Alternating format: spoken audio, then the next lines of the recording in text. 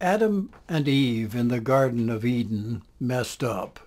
In Genesis 3 and verse 3, "But of the fruit of the tree which is in the midst of the garden, God hath said, Ye shall not eat of it, neither shall ye touch it, lest ye die." King David, a man after God's own heart, should have gone out to battle that day. Then he wouldn't have caught a glimpse of the beautiful Bathsheba. In 2 Samuel, verse 2 in chapter 11, "And it came to pass in an eventide that David arose from off his bed and walked upon the roof of the king's house. And from the roof he saw a woman washing herself, and the woman was very beautiful to look upon. And of the 4 kingdoms spoken of by Daniel the prophet, the greatest of these was the kingdom of Nebuchadnezzar. And God blessed his kingdom, but the king got lifted up with pride, and God was not pleased."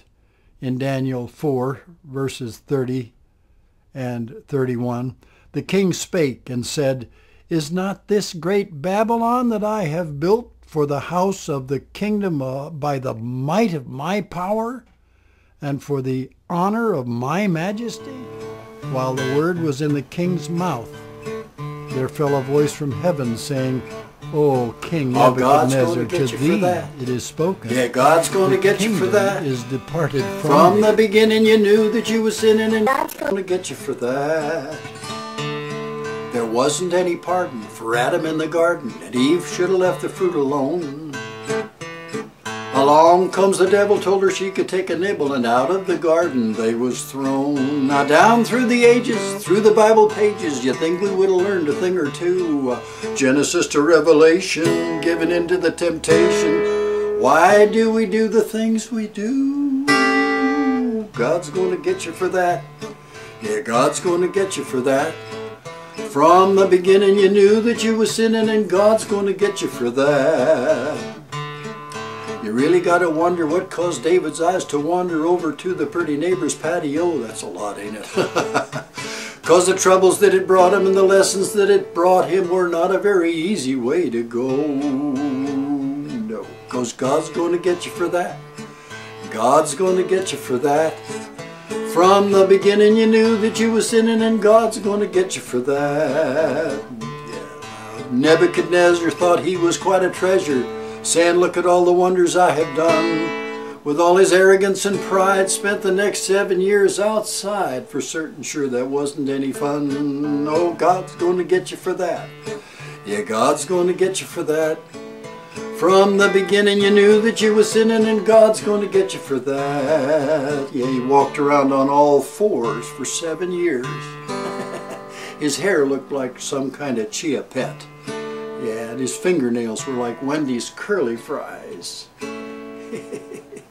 Couldn't even scratch himself. Down through the ages, all through the Bible pages, you think we would have learned a thing or two. Genesis to Revelation, giving into the temptation. Oh, why do we do the things we do?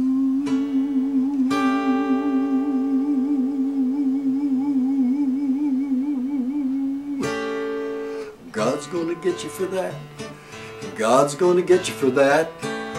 From the beginning you knew that you were sinning, and God's going to get you for that. Yeah, God's going to get you for that.